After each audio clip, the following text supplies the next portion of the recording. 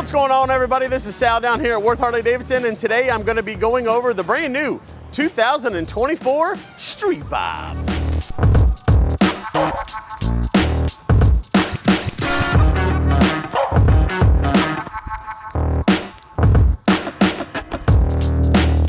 All right, so on this motorcycle, we're going to start at the front end.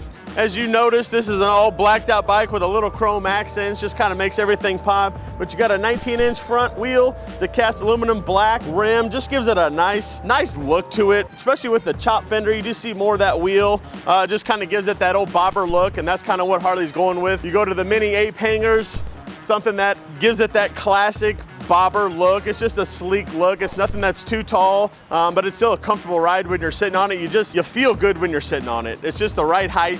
They did a really great job with this. You also have a 114 motor, so you got to think a 114 motor was coming in the street glides and road glides and all the big touring bikes. So you have 119 foot-pounds of torque, about 94 horsepower. This is the lightest bike that Harley makes in the Softail line that also has one of the biggest motors next to like a lowrider or something like that. So the amount of power that you get out of this is just absolutely insane for the weight that this bike has. Something that I really love about it, and something that you're gonna love about it, especially when you go ride it. What I do also love about this, they have a nice 3.5 gallon. It's a slick tank here. You see you got the big #1 on the side, just a classic Harley-Davidson logo, also with the Harley-Davidson script that goes across. As far as logos are concerned, obviously we all love the bar and shield, but man, I just love this #1 because we're #1.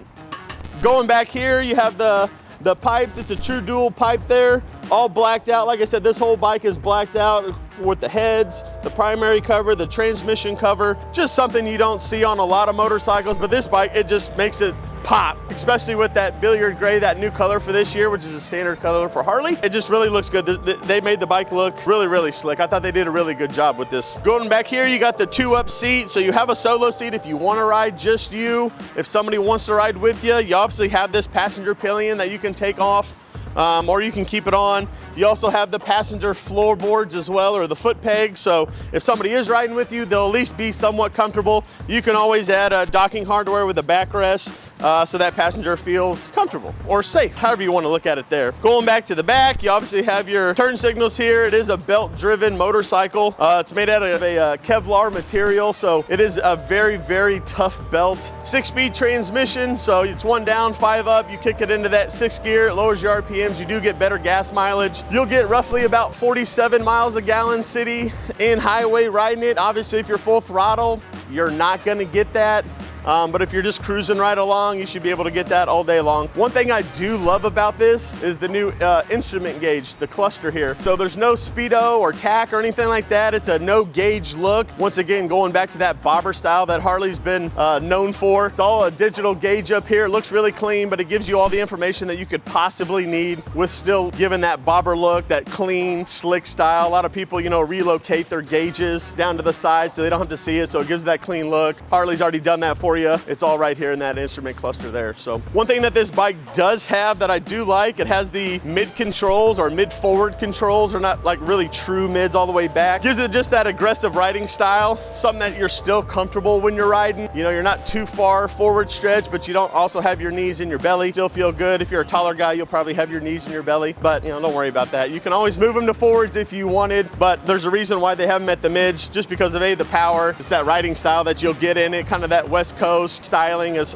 what I like to say, but super nice bike, man. The front forks, you have a 49mm front fork, so it's the same front fork that would come on your touring models. So you get the comfort, you get the ride as far as the power is concerned. The dual bending front fork that's on there. Just the comfort when you're going into the corners. You know, you dip into that corner, it's gonna hug really good, or if you hit a bump or anything like that, you're not gonna feel it. Well, you're gonna feel it, but it's not gonna be as bad as it would on previous models when they were a smaller front fork. They used to be like a 41mm. Now they went to a bigger 49mm, so you're gonna get a ride like you would, you know, on a touring bike. The rear suspension is actually adjustable here. So you don't have to worry about adjusting it as far as your preload's concerned. So if you're gonna add a passenger or you're gonna have luggage, you can do it right from the side there. Just crank that dial up, look in your owner's manual, see what you weigh or how much weight you're gonna be putting on with a passenger or stuff like that. You can adjust it just right there on the fly. You don't have to do anything special to it. The frame, that soft tail swing arm, it gives it that hardtail look. but you still get the comfort and the ride of a soft tail. So for everybody who, you know, loves the old bobbers with the hard tails and yeah, it looks good, but it just rides like crap, you get that now, but you actually get a good ride with it. So that is something that Harley has done really well. I do love the seating on this. I'm not noticing, but it almost has that carbon fiber look. So Harley's just done a really good job with the design of everything on this. Just the little details. That's what I really get excited about, and I think that's just a pretty cool look there, so.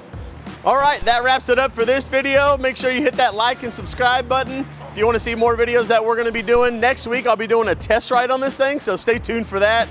Once again, this is Sal down here at Worth Harley-Davidson. Let's ride.